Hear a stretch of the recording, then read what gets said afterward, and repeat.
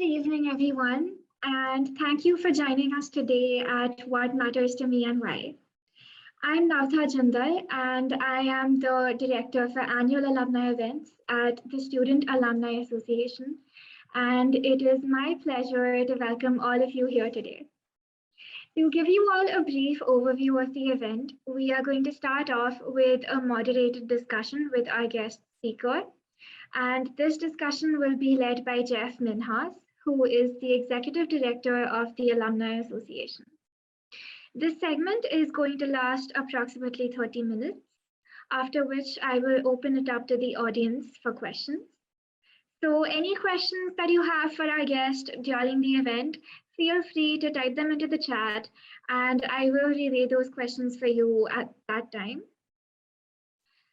After this, we will transition into an optional networking session in which you will get to talk and interact with our guest speaker and with each other as well.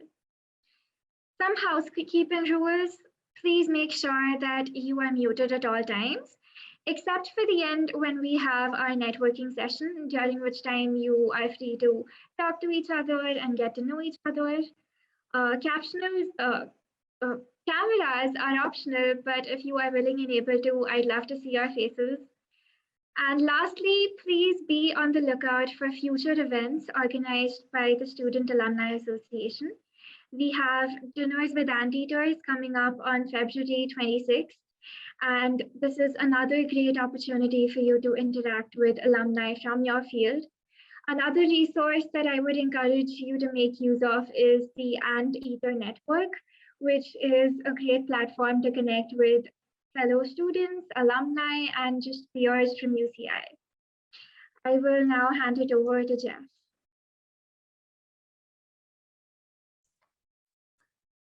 Thank you, Navtha. Really positive turnout tonight. It's a big area of importance to us at the UCI Alumni Association to bring fascinating alumni to the forefront to the audience. And I see we have mostly students here, but I also see some alumni and some other UCI community members. So welcome, everybody. It's great to see you. As you may or may not know, the Alumni Association has been doing a huge amount of virtual content for, let me see if I can fix my audio here just a second.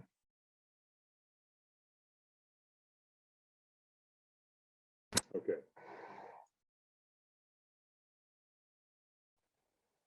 Well, okay, sorry, my microphone got unplugged. Hopefully you can hear me better now. So I was saying it's been about 2 years. We've been doing a ton of virtual programs, very much like this, to bridge alumni and student connections. The alumni community is a huge and very successful community of anteaters who are tight-knit around the world. 227,000 alumni, if you could believe that, for our great university, which is only 57 years young. Tonight, we have an extremely interesting, in my opinion, alumna who is going to take the spotlight soon. I'm going to introduce her. But first, I just wanted everyone to know that the Alumni Association is here with resources for you as students, as recent graduates, as alumni 30 plus years out. We'll always be here for you, trying to bring engaging content, value, services, career help, programs, networking opportunities, and more to you as anteaters, because we're one great anteater family. And we have a great library of past events like this on our website and YouTube channel as well. So if you enjoyed tonight's event, there are plenty more interesting ones that you can go back and reference. So check that out. Now, without further ado, I'd like to bring our special guest, our featured speaker, into the event. And I have a really nice bio for her. So allow me to read that as Meymuna comes on the screen. So Meymuna Hussein Cattan, class of 2009, is a global executive leader, a culturally conscious motivational speaker, and an award-winning grassroots community organizer. That already is a lot of stuff, but you don't know the half of it. For the last decade, Meymuna has been the founder and director of the Tiyya Foundation, supporting families of immigrants, refugees, and displaced Indigenous people to overcome obstacles and actively participate in society. Her work led record-breaking initiatives, including creating innovative programs and services that impact nearly 1,000 individual people a year. She has been helping to transform sentiments and narratives around refugees and immigrants in Southern California. Meymuna was awarded locally by the Office of Los Angeles Mayor Eric Garcetti, was a PBS KTLA Local Hero nominee, selected Woman of the Year by Congressman Adam Schiff, Outstanding Founder 2021 Award from National Philanthropy Day by the Association of Fundraising Professionals in Orange County, which is an event I was at and noticed how incredible Meymuna's story was. And Meymuna's social enterprise venture Flavors. Meymuna employs former refugee chefs in Orange County and Los Angeles, where 40% of profits generated goes towards Tiyya's programming. The LA Times recently awarded Flavors from Afar as one of the 101 best restaurants in LA, and their community work was featured by Bon Appetit, BuzzFeed, LA Times, and Yelp. Meymuna is a creative visionary with a solutions-oriented mindset, holding a master's degree in organizational management and a bachelor's in social science, multicultural studies. With Afro-Indigenous roots in East Africa and being born in a refugee camp, her domain of expertise is in culturally conscious, motivational speaking, ethnically diverse workshops, corporate media, strategic planning, team development. Her knowledge is informed by 15 years spent in the nonprofit sector, establishing global relationships from 24 countries and lived experiences working closely with refugees, displaced Indigenous people, and low-income immigrant households. Meymuna is now helping corporations and higher education institutions strengthen their cross-cultural and intergenerational relationships to understand how to employ, support, retain, and empower a diverse workforce, all while maintaining her grassroots life work at the Tiyya Foundation and social enterprise at Flavors from Afar, assisting and providing resources to historically excluded communities to navigate society on and offline, to overcome obstacles and actively participate in society. If that isn't an introduction, I don't know what is. So Meymuna, welcome to the program. Nice to see you. Thank you. Thank you so much for having me. It is our pleasure. And apologies, I might have gotten your class year wrong on the bio. What is your class year?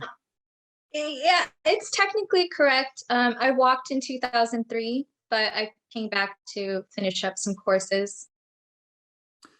Yes, that's right. That's right. So maybe we can start there. We want to get to learn about you, your passions, really what matters to you and why that is. But let's start with, actually, I'm going to ask you a series of questions.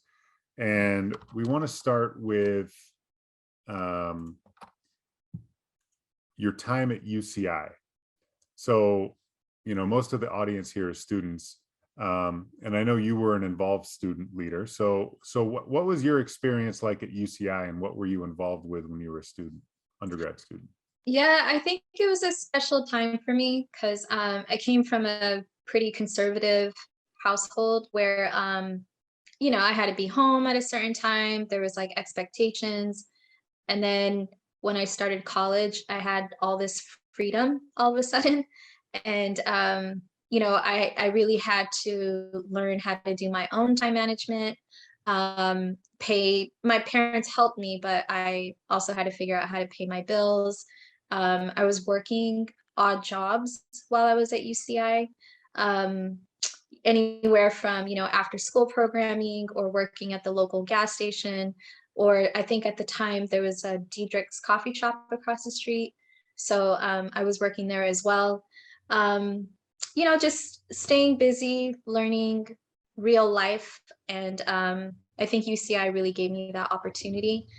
At the time, 9/11 happened. So it was like, that was like 2001. So I got really involved with the MSA on campus. So that was a community I really relied on, as well as like the ASU. So yeah, I think UCI was special. I really did enjoy my time, and I think there are moments I probably took for granted. Yeah, so many students have some similar. I mean, no one has an exactly similar situation, but many students are, part-time jobs. They're involved with student organizations like you were. I believe you were heavily present at the Cross Cultural Center, which is a resource near and dear to many student and alumni hearts. So that's great. Now, out of your experiences there, what were some of the most valuable lessons that you learned while you were at UCI doing those things? Yeah, I think that the beauty of having the different student groups and opportunities to stay engaged in campus. It was nice that there were different options, but at the same time, I kind of felt like I was compartmentalizing parts of myself, um, which is why with my nonprofit, I really want anyone who's at the table to feel welcome and to feel like even if they are not a refugee or immigrant, they love someone who is, or they love someone who has a unique immigrant story. Whereas on campus, what I did learn was the challenges and the beauty of having so many options, but also having to compartmentalize myself. So let's say there were topics at ASU that we weren't talking about at MSA, and then vice versa. So yeah, that was really interesting for me, mainly because my background was social sciences, and my focus at the time was multicultural studies. So I was just kind of seeing how there was like these micro communities on campus that represent society, and it just people felt comfortable being put in a box, and I wasn't that person. Interesting. Now, maybe it was in your studies or everything that you had already been working on, but we need to get into your career pathways, plural, because you've had success in many realms, but maybe as you were getting ready to graduate and shortly thereafter, how did you prepare yourself for the working world? Did you already know what you wanted to do, or did you find resources to help get you launched post-graduation? Yeah, I don't think I had the right guidance that I was necessarily looking for. I had to learn how to ask the right questions, find my mentors that helped guide me along the way. And taking a break from college really upset my parents, but I felt like it was something I needed to do. And during that break, I was able to, pursue different job opportunities and internships, such as interning for the Getty Museum that placed me at the Arboretum.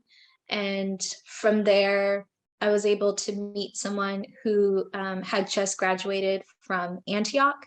And that inspired me to go back to school and then to apply for this graduate program, hoping that I would be an executive director of a nonprofit or a museum. So preferably a nonprofit that was focused on like multicultural communities or working in a museum setting. So that's what really inspired me to hurry up and go back to school. And I completed my undergrad. I went to Antioch. I got my master's in organizational management. I felt like that would either pivot me towards working with the nonprofit sector or even like in the HR sector. Um, but I had no idea I would start my own nonprofit with my mom. And we established the Tiyya Foundation together in her garage, which was formed in 2010. And now we've been around successfully for about 12 years. Yeah, 12 years is quite an accomplishment from growing a nonprofit you started, as mentioned, or as signified by the awards you've received, most recently outstanding founder in Orange County of a nonprofit.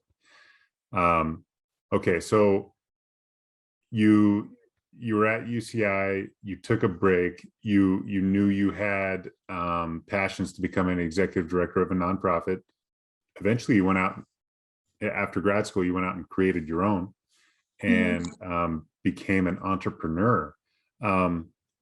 So when did you know, because what I want to connect is, especially for the students here who are, various phases of their undergrad career, trying to figure out where they want to go. Many of them probably do know they want to go into this field, they want to be this kind of position, but many of them don't. And how early was it that you knew that you wanted to head a nonprofit?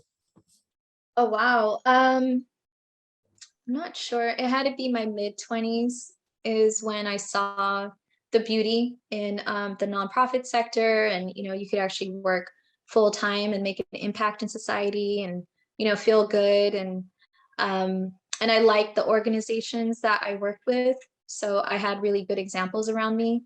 So when it was time to, not that it was time, but when I decided to help my mom start the nonprofit, I thought it was for her, to be honest with you.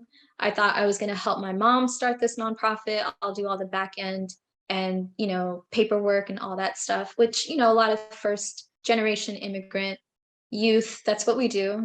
You help with the paperwork and the emails and the, Q&A and all that stuff. So I was helping her set that up. And then in 2012, it triggered her PTSD. And what triggered it was how she was telling her stories, was having her relive her PTSD. So around that time, I really leaned in more on like marketing and storytelling and trying to figure out how could a person be traumatized by their own stories. You have this opportunity to be in front of a room of like 100 people, and it's causing so much turmoil. So it was around that time I realized the value and the importance of how we share stories around immigration, and it could either bring people together or create division within society or internally. So that's something I really leaned into. I would say around 2017, so like 5 years in as the ED without, mom in the picture, I had to pivot the organization and really think about sustainability. That's something I had to be honest about because I was so focused on feeling good about helping the families. Now I had to really think about the business side. Yeah. So that was around the time that we did a huge pivot and introduced catering. And the catering component is our culinary program, Flavor from Afar, which got really popular. And from there, I was able to open a restaurant in Little Ethiopia. And we're catering in LA and Orange County right now.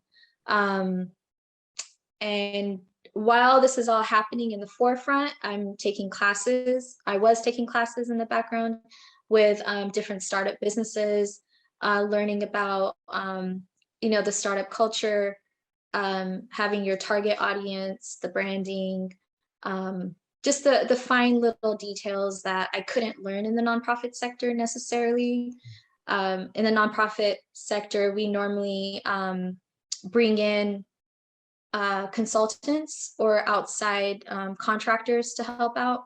But I really wanted to know the details of that. So yeah, just continuing to be a student, continuing to learn, really leaning into and leaning on the startup community really helped me. So now our restaurant is top 101 in Los Angeles, and I have no restaurant experience.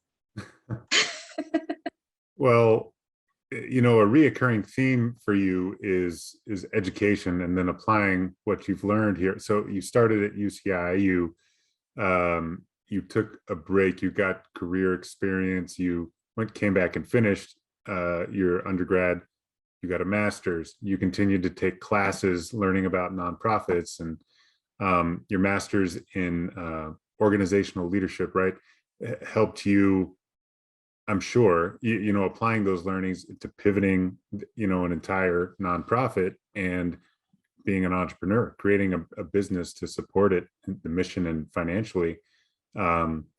Talk a little bit about that. Your seems like a lifelong pursuit of education to improve your ability to reach your goals. Yeah, absolutely. And as part of being a student, I put myself in situations where I could teach people what I learned. So right now I'm consulting for a program at UCLA. It's in the College of Letters and Sciences department. Their program is called LOSH. So I've stepped in to help with like team development and a 1-year strategic plan that I'm currently working on. So that's been really great to see how the information I've learned is transferable to other sectors. Yeah. Yeah. So the the path to success always has bumps in the road, right? Can you talk about some challenges that you've had to overcome and how you went about that? Whether or not you were able to overcome them, because not everyone can, and there are a lot of lessons to be learned in adversity, right? So I'm sure you have some to share. Yeah. Do you ever watch the show Insecure? I haven't. Maybe some of the raise your hand in the audience if you have. Does anyone watch it? Virtual hand. Yeah. Awesome. At So least there is so the season finale, Issa Rae goes through this like trajectory of I think it was a season finale or like the episode right before, but she does this trajectory of like what her life could be like. And one of the possibilities was you know, being an entrepreneur, but she still lives in like, this is 5 years ahead, and she still lives in her same apartment. And then I think when I watched that, I just felt seen. I felt understood because, the entrepreneur life looks so glamorous. But because, financials and stuff like, as a startup, you're trying to figure things out. So it's not just like this easy sale. So because of that, you want to be wise with your finances and with your resources. So yeah, there were times where I had to kind of downsize a little bit. So that's what I don't know, that I felt understood on that episode. So yeah, but I think now that I have all this experience, I really have that backbone. I have that knowledge, that wisdom. I feel like no matter what were to happen, like tomorrow, I would immediately know how to start a company, and I know how to help other people do the same. But it had to take those learning curves and those sacrifices. Yes, and that's very appropriate. Feeling seen with something you see, a story you read, or you hear a story from another alum or some professional, and or on TV, and it's or analogy. Oh, my microphone disconnected again. Sorry.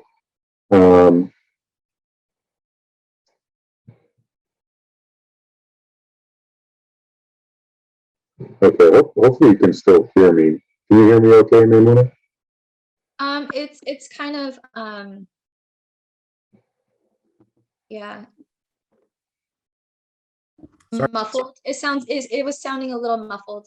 Yeah, apologies for that technical difficulties, but um, now I want to ask more details about your businesses. But on the flip side of the last question, what has been your greatest or some of your greatest moments so far? Oh, wow. I would say the success stories within our network. I have 3, for example, I could share right now. One story is our board chair, Aja, who's a very successful businessman. He works with names like Kanye West and Madonna. But when we met him, he was a client of the Tiyya Foundation, and he was taking public transportation to come to our ESL classes. and the organization was actually covering the cost of his bus pass. So he was, attending courses. He was, part of like our ESL. He was part of our employment workshops. And then now he's our board chair, and he's very successful with his online company and within his networks. So we're really happy to share that story. Two more. We have Mahmoud Omid, who was a refugee from Afghanistan. I know that's a hot topic today, but refugees from Afghanistan have been coming for quite some time now. And we met him in 2015. And at the time, he just acquired an apartment through Section 8 and was sleeping on the floor. Today, he graduated from Cal State Fullerton in sociology, and he works as our full-time case manager. And his wife speaks fluent English now because of our programming. And yeah, it was just really exciting that, now that they have the language capacity, he's also translating all of our information into Pashto and Dari and Farsi. So it's really great to see how much initiative that he's taken, and he's really proud of, coming here as a refugee, and like me, having the opportunity to give back. So that's been really awesome. And my third story is Malia Hamza. She was a refugee from Somalia who was a child bride. She got married really young here in Ohio and had her first child at the age of 13. By the time she was, early 20s, she was a single mom of 6 kids, starting over here in Orange County. And she and her children were part of our programs, and then she was able to acquire her GED, and then she worked with Flavors from Afar. She was one of our first resident chefs, and just recently she purchased the lease of her own restaurant in Minneapolis, and now she's a business owner and restaurateur. So that's been really humbling and exciting to see that there's so many success stories behind the scenes because of the Tiyya Foundation's impact. Incredible stories. It's so powerful. And I know you've helped 1,000 individuals and more. And I touched on it in your introduction, but perhaps you can explain a little bit more about the impact and what you do with the Tiyya Foundation, with Flavors from Afar, whatever you'd like to explain so the audience understands exactly more of what it is you do, the impact you make. Yes, so with the Tiyya Foundation, it's one of our programs. So we have 4 different cohorts that we focus on: women, children, economic advancement, and community development. And Flavors from Afar is under the economic advancement. And we provide on-the-job training for former refugees and asylum seekers that are interested in the culinary arts. They get to workshop with our program instructor, who is culinary trained, her background. And she, as a chef, works alongside them to, work out their, ways of working in a commercial kitchen, creating their menu. We in-house take care of their headshots. We take care of all their photos, put together their bio. And then they don't do the labor. So we have resident chefs in-house that work alongside Chef Kenna, and we do the day-to-day work. And then we highlight their menu for a full month, and they get 5% of the proceeds at no cost to them. So they don't have to purchase the groceries or cover labor or anything like that. They get 5%. And it's been really successful. Some of our chefs have been interviewed by the media because of it. Others have been able to use it as a springboard for their own catering projects. And in Malia's case, she used all of her knowledge to become a restaurateur. However, she wasn't highlighted for a month. She worked in-house, so she was a resident chef. So she had more of like the day-to-day experience. And on the flip side, it's really great for LA because you have a lot of people there that identify as foodies, who are excited about this rotating menu, and you're giving people an opportunity to travel without having to hop on a plane. The correlation there, I mean, as you just mentioned, LA and foodies, like there's a demand there, a need, almost a market, and you're matching an opportunity for those you serve to the market in the community. It's brilliant as far as I would describe it, but also super impactful. So that's great. Now, you've talked about, oh, and by the way, I want to tell everyone in the audience, we're going to have a live Q&A session. So I have a lot of questions for Meymuna, but I'm sure you all do too. So use the chat Q&A, and we will circle back to your questions probably in about 10 minutes or so as the conversation goes. So back to here and now, Meymuna. You talked about being a, you're maybe a lifelong student. Everything you've learned, you like to pass that on. That is, mentorship, right? How has mentorship been an impact in your life for you? And are you a mentor, would you say? And how do you actively practice that? Yes, yeah, definitely. I think mentoring was very vital for me over the years. And what I did learn is sometimes you don't need just one mentor. Maybe you need mentors for different topics to support you. So I've had mentorship with, being a woman of color in leadership. I've had mentorship with establishing a nonprofit. I've had mentorship with, opening up a restaurant with no experience. So no matter what phase you're in, there's someone that you could align yourself with to provide that mentoring.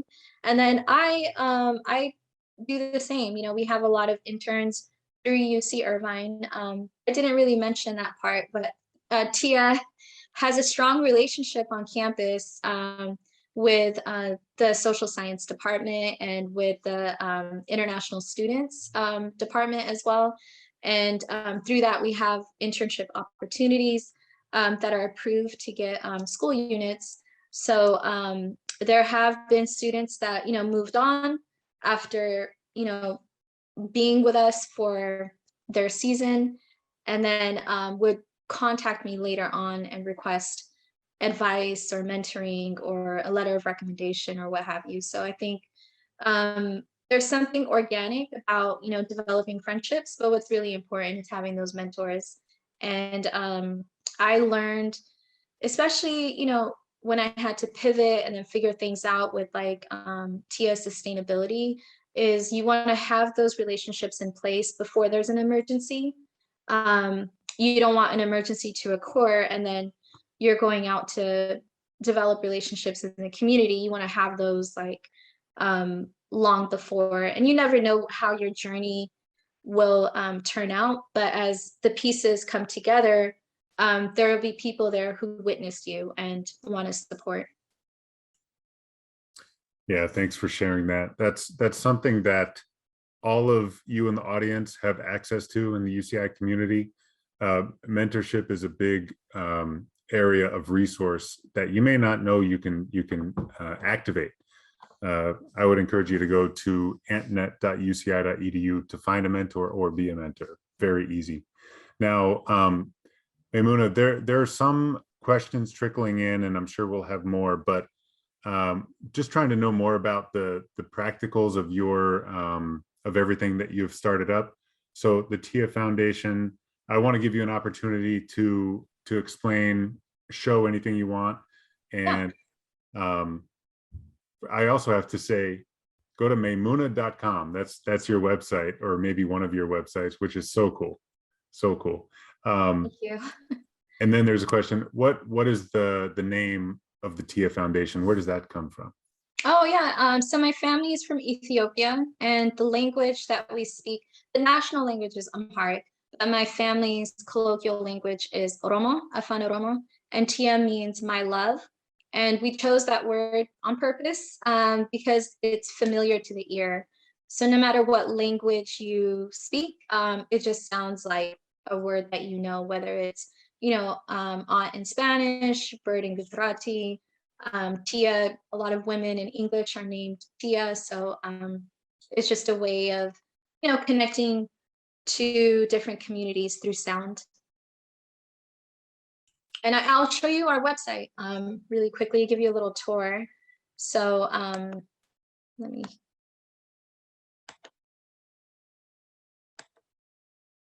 Yeah, so if you go to our website, it's tiyya.org. Do you see it here on your screen?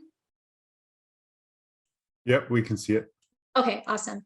So when you scroll down a little bit, you could see our partnership. So our funders include Islamic Relief, Pimple Foundation, Some Family Foundation. We've been featured in different articles like Voyage LA, Los Angeles Times, a feature through like the UNHCR. Founded by refugees and women of color. That's me and my mom. And it seems a little choppy on here. Let me refresh my screen. Some little things are missing.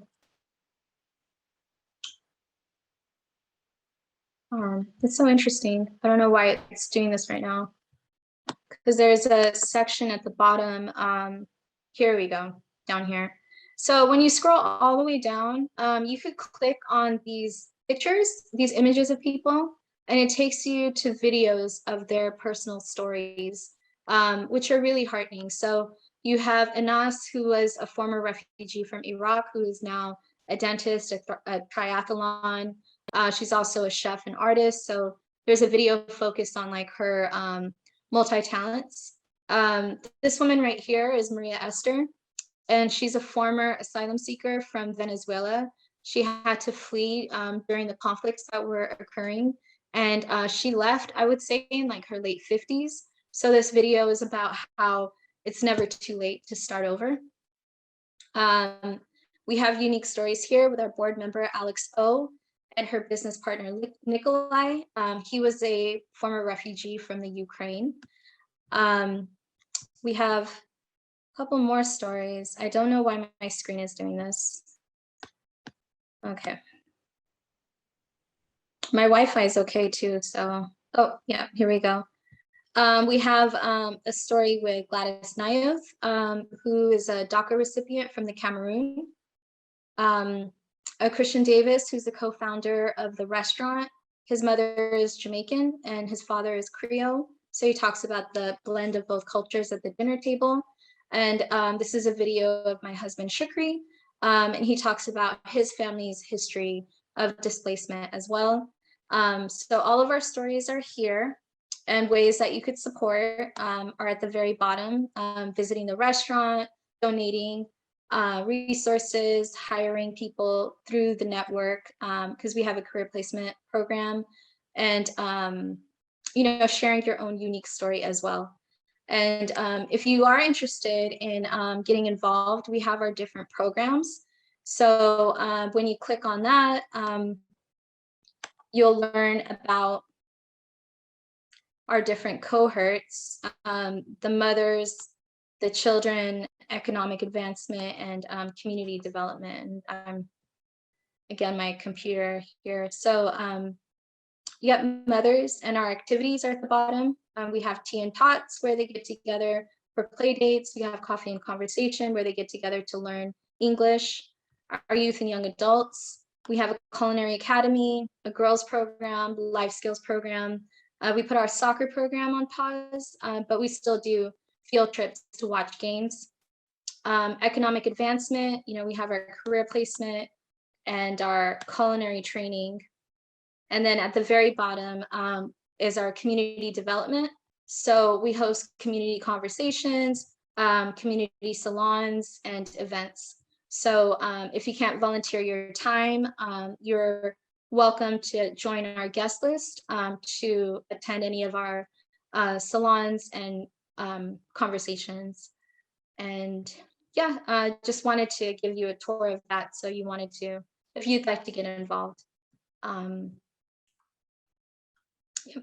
That's all.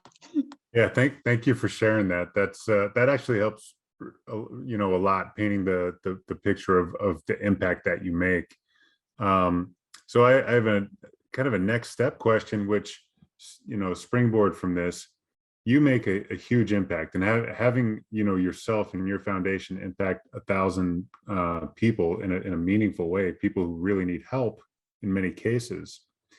You mentioned to me that there are millions of displaced refugees around the world, and huge numbers. And no matter how much work you do, you won't be able to affect everyone. But I'm sure you have goals and growth plans for all your businesses and nonprofits. You want to talk about where you want to go in the future, and what success looks like to you in X number of years? Yeah, I think right now we've set up an amazing nonprofit and a social enterprise. The next phase would be scaling. I feel like both the restaurant and the nonprofit would do really well in other cities. So I've applied for a fellowship if I get accepted. I guess that's a student in me. So I applied for a fellowship, and if accepted, then I would receive an award to scale the organization. And I was telling them in my interview that I would start with the restaurant, because once you identify the chefs that want to work with you, it's really easy to figure out the needs within the community, because the chef will tell you if their households or their community needs help with like ESL or job placement or acquiring housing or what have you. So I think our business model, the fusion, is really awesome. So I'm looking forward to seeing the organization and the restaurant in different parts of the US. Yeah, I think all of us here would also look forward to that. That would be amazing. So I want to just ask you some general thoughts on leadership, and then start getting into advice you have for the audience here. So very broadly, what do you think are qualities that make a good leader? Emotional intelligence. I think when I was younger, there was a perception that I had of what leadership looks like, only because I didn't have examples of myself out there. So I just really thought that, you have to be very task focused, like keep it professional, almost cold. And over the years, I realized like that's not helpful, because you're working with human beings that have feelings and needs, and they need to rest, or they need to be challenged, or what have you. The only way to know that is if you have that emotional intelligence, and you're able to have that one-on-one dialogue with your team members. And I think if people around you know that you're invested in their greater success, they have more investment in making sure that your work is successful. You don't want anyone to feel like they're there to make your dreams come true. You want them to know that, I always tell my team members and students I work with, like, you want to treat people in a way where you don't know who they're going to become 5 years from now, and really invest in their potential, and not with, what your mood is that day. Just really have like a longer investment, really play the long game with relationships. Don't think about like the tiny details right now. That's incredible. I love that, and that actually ties in to a question that Samantha Padua from the Student Alumni Association in the audience asked. I have to bring it up now because it's a perfect tie-in. You mentioned how you want everyone to get a seat at the table. How do you make sure that everyone's voices are heard in and through your organization? I have focus groups. So what I do is, if I have meetings with people one-on-one, I actually ask them for their advice, and then I write it down. I also have focus groups where I bring people together for conversation, groups of like, 3 to 5, keeping it intimate, but each person is heard. And then asking them for their advice, writing it down, and then piecing it together, try to find a theme of what everyone wants. One of the themes I found recently was to feel part of Tiyya you need to visually see yourself. So I thought, oh, okay, well, let me bring out like the photographs of the community. I want them to see themselves and highlight them with videos and storytelling. So now they could tell their stories rather than Tiyya telling their stories on their behalf. So because of that, I've seen a greater pull and investment from people around us. Terrific. Thanks for sharing that. And that philosophy is so inspiring. So students often love to learn from successful alumni like you how to do what you did. And I'm sure it's going to be impossible to replicate exactly, but what is your advice for current students who are looking to pursue a path like yours, chasing your passions, creating organizations, making the impact that you seem to have wanted made for a long time? Yeah, I think there's so many things I want to say. My Say it parents all. say it all, yeah. I come from an immigrant background, and the stereotype is you have to be a doctor, lawyer, engineer, what have you, right? So when starting the nonprofit with my mom, and then my mom stepping away, my dad got really worried.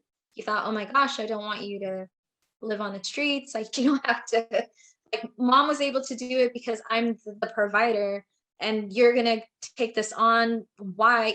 So that he had a lot of fear. And I would say his fears were valid because I didn't realize like how strict I had to be with my financials for my living, my personal expenses.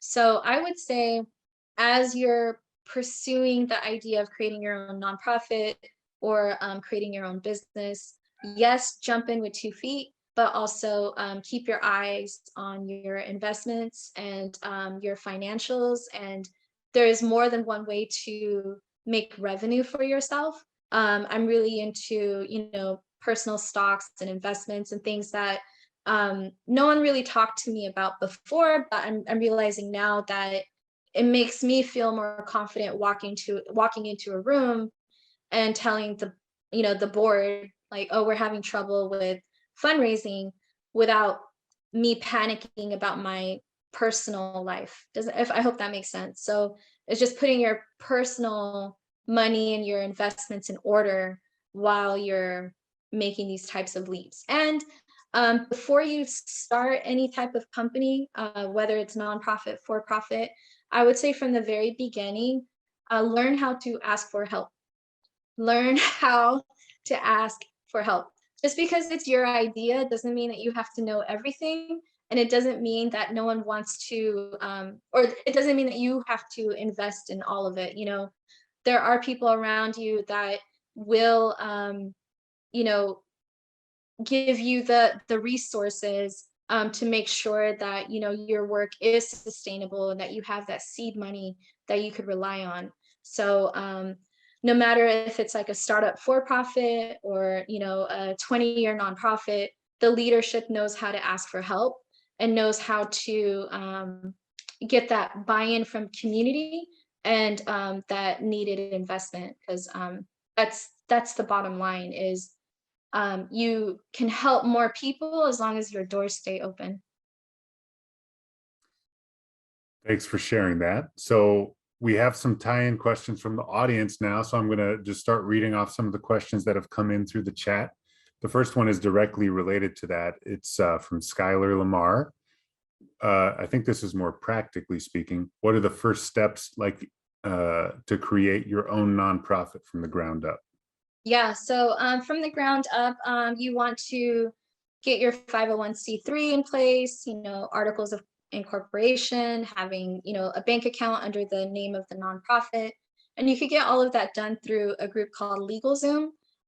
It's about $1,000 back in 2010. I don't know their price now, but you could hire this third party that takes care of all of that for you. And having your board members, you just need about 3 board members to each year. The Tiyya Foundation has 9, but the requirement is about 3. So that's how you start. And again, from the very beginning, asking people for money and asking people for financial support. So I guess in the for-profit sector, you would be selling shares and getting investors who in the end might have like a percentage of the success. But in the nonprofit sector, you're selling altruism, and there are people who will believe in your vision no matter what it is. You just align those values together and tell them exactly where this money is going, and you'll be really surprised like how much people want to support. Yeah, in fact, at the National Philanthropy Day, with the award you were given, Meymuna was brought on stage, and there was a video describing some of the work that the Tiyya Foundation did, and 700 or so people in the room, fundraisers, donors, people who give money across all aspects of Orange County, were standing and applauding Meymuna's cause, and it is apparent that you have never shied away from that. If you're going to recruit support for your cause, you need to develop your own voice, believe in it, and then push it outward, right, into the community, and then people will follow, it seems. Definitely. Yeah, sorry. So thanks for saying that. So another question on a different topic from Morgan, Morgan Rahala.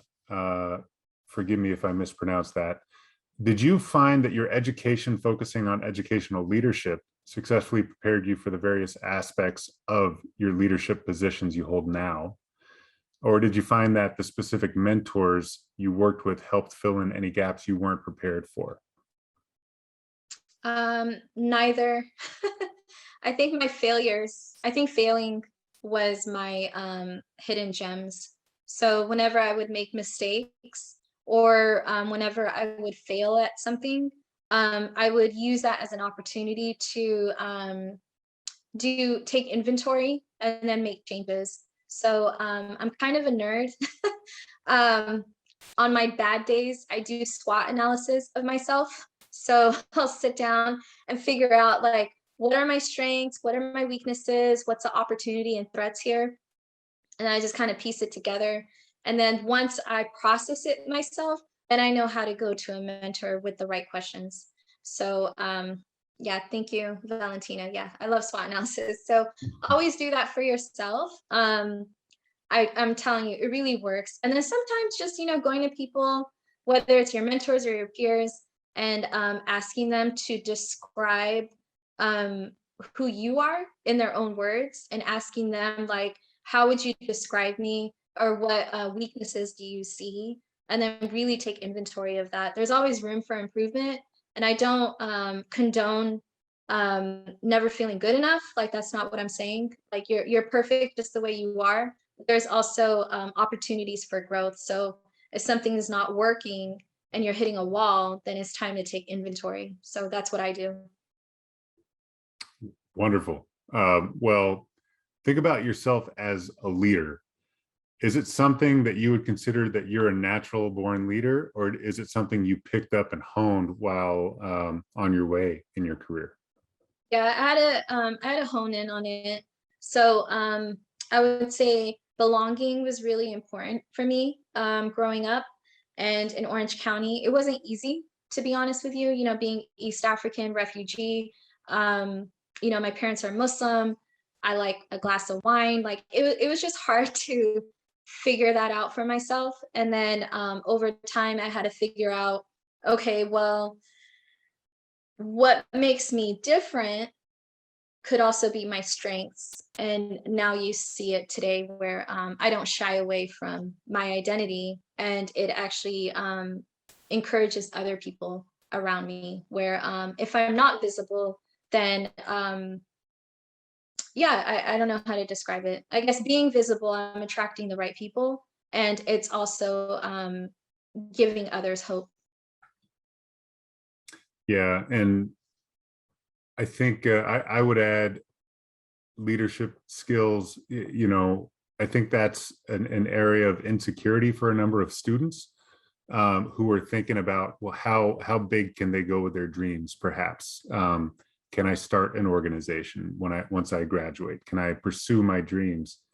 I think you and I would agree that you can continually refine those skills, find resources. Really finding resources is something you did extremely well with mentors and education, and other entrepreneurs.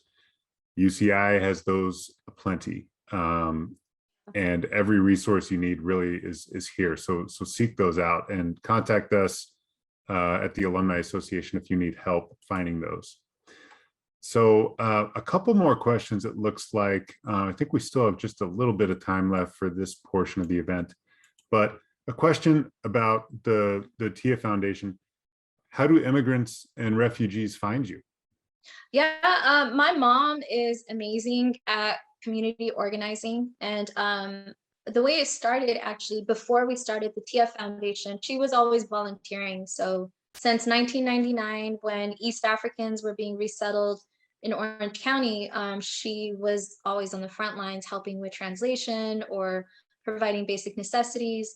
And she did that by way of her swap meet, because she was a vendor at local colleges on the weekends, like OCC and Golden West and what have you. So she had access to these items and, would drop them off at refugee homes. So over the years, I would say through her example, I saw that you never have to create a flyer or do outreach or anything for programming, because you just have to visit the homes of people, have a cup of tea with them, check in on them.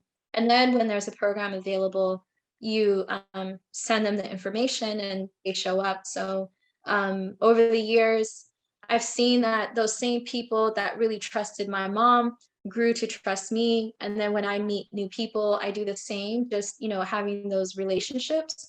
And when you do incredible work, you want to make sure that what you give people is good quality, then they refer other people your way.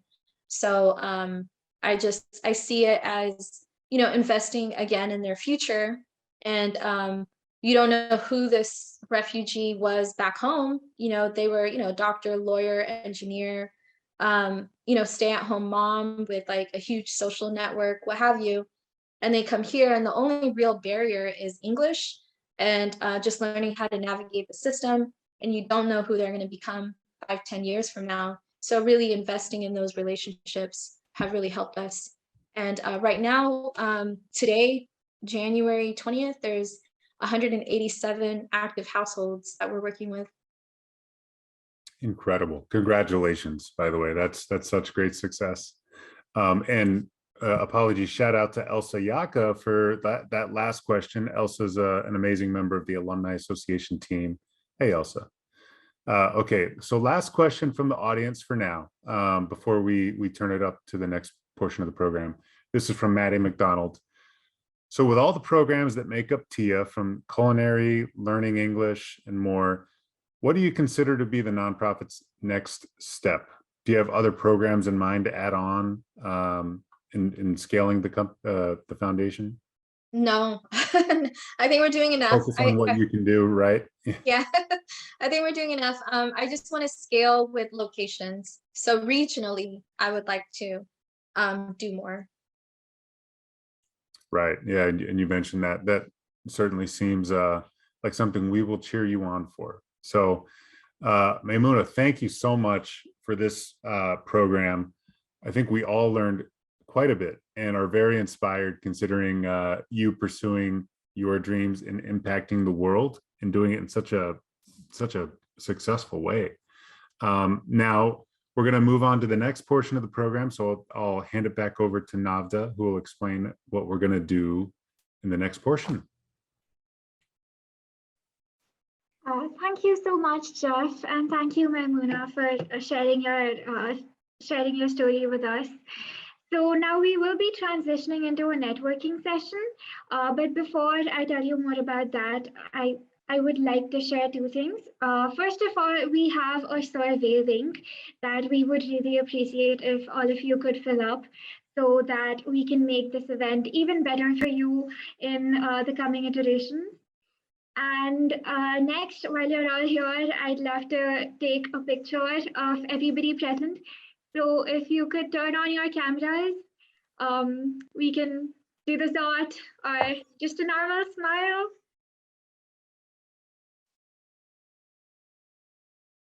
Okay, so you're gonna have to hold on for a bit while I take everybody's picture. Okay. Smile. One more.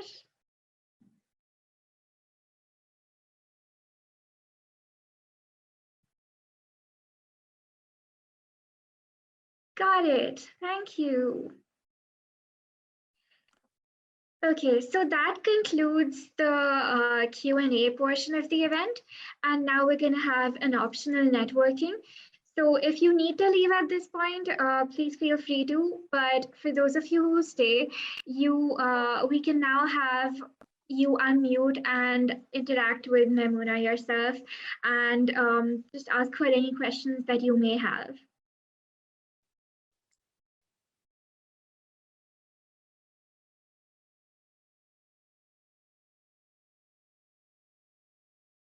Does somebody want to go first? Don't be shy. Any questions at all? I can ask a question. Yes. Okay, so thank you so much for everything you shared. That was amazing. And I feel like this is such a great organization and I just learned so much in a short amount of time. But I wanted to ask a specific question about your opinion of the storytelling that you're doing. You mentioned how you kind of wanted to shift it from making sure that you weren't telling someone else's story for them, but versus them being able to tell it for themselves. How did you kind of make those barriers and figure out what the best way to do that was, being sure that they get to accurately tell their story and you're not speaking for them? Yeah, I think with nonprofits, we naturally want to tell stories and then end with a call to action. And I think in some cases, maybe that's not needed. Why not just have the individual talk about their journey and their experience on their own, and then allow the viewer to make their own decision. And so far, it's been really beautiful. If you have the chance to check out our website and click on the stories, one that's really inspiring to me is Maria Esther from Venezuela. There's just a charm that she has, and there's a way where she tells her story, and that it's authentic, and that no one's feeding her lines or anything. It's really from the heart. And yeah, that just, for me, I'm a curious person, so it's nice to see, like, I was curious to know more about her journey. I've always known her. I knew why she fled Venezuela because it was in the news and she told us, but it's different when she really walks you through the experience. I love that. Thank you. I hope I answered the question.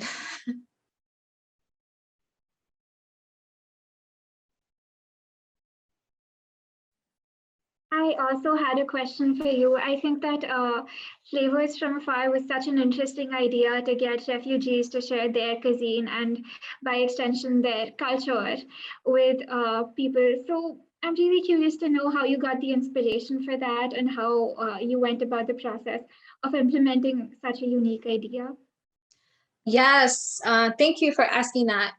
We started off with catering, and it was really challenging for me because while I was interacting with the host of different events, they had a lot of questions about the food and curious about these dishes. Sometimes there was a little bit of concern, they don't know what these dishes are. I think one woman was really surprised when she saw that Somali cuisine had salad.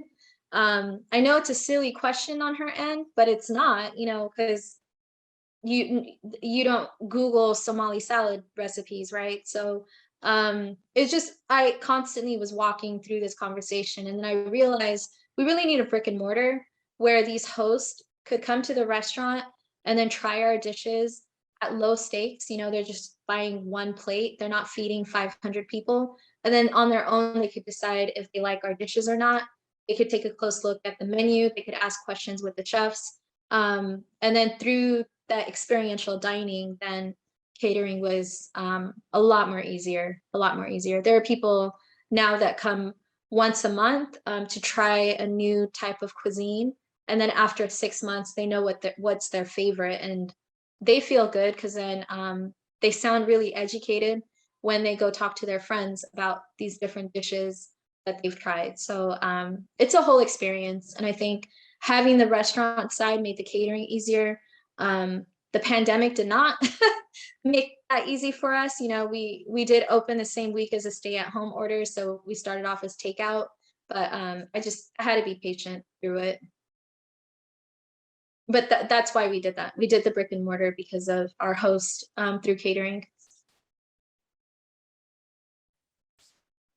Thank you. Yes, Elsa? Hey, Meymuna. Oh, this presentation was fantastic. Thank you Oh, so much. thank you. You have amazing partners. You want to share how you had those collaborations come together?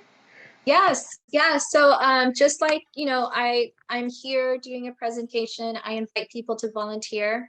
And a lot of these groups originally started off with group volunteerism. So they volunteered with us maybe for several years. I would say PIMCO was working with us since 2014. And then over the years, when they found, oh, you know, we're going to fund refugee aid in Orange County, they gave us a call. Whereas before, they were doing more international focused refugee aid. But we were on their radar because, you know, we were building relationships, kind of like what I said before. You know, you want to build relationships before there's an emergency. You want to build those relationships as well before, you know, there's an opportunity. People will keep you in mind. Well done. Well done. Thank you. Thank you.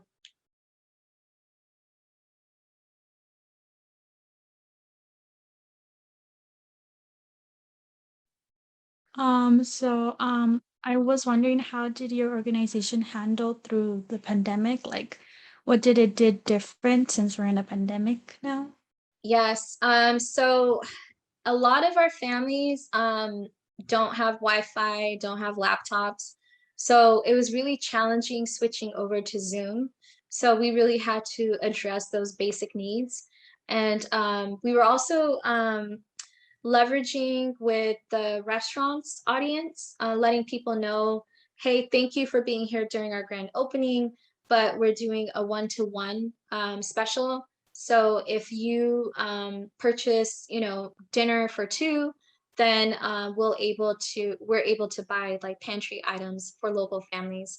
So the pantry items we were able to drop off at their doorsteps, and the money that we were raising from, like, I would say March to, well, we started the campaign April technically. So from like April to like fall of 2020, we raised $73,000. And all of those proceeds went directly to refugee households.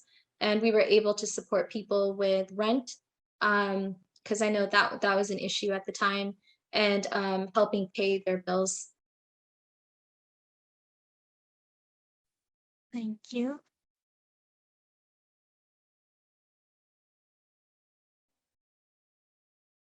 Does anybody else have questions? Yeah, actually, I have a question. Thanks again for your amazing talk. I was just wondering, I know you had like a copious amount of education. Was there any course or class that really struck with you and has really affected maybe your mindset or has proven to be very useful to you throughout your career? Yeah, I think there was a marketing class I took, and we were learning about having a clear target audience, because I thought, you know, you want to cast your net wide, you want everyone to love you, like, you know, lead with the problem, they'll help you find the solution. But in my case, that wasn't helpful. And I think what really helped me was learning more about having a clear target audience, understanding like who is the population you are speaking to. And then now that's just kind of like who I'm connected to. I was exhausted. I would say it really burned me out at the beginning phases of the organization when I was trying to prove to people why refugees belong. or prove to people why immigrants should be here. And it just wasn't good for my mental health. So having a target audience, which are, individuals that have a loved one, maybe it's their spouse or a parent who has that unique immigrant story, or being first or second generation immigrant, what have you. Just really talking to my audience really it's good for the organization. We've grown rapidly because of it, and it's good for my nervous system. So I think that was a really big game changer for me.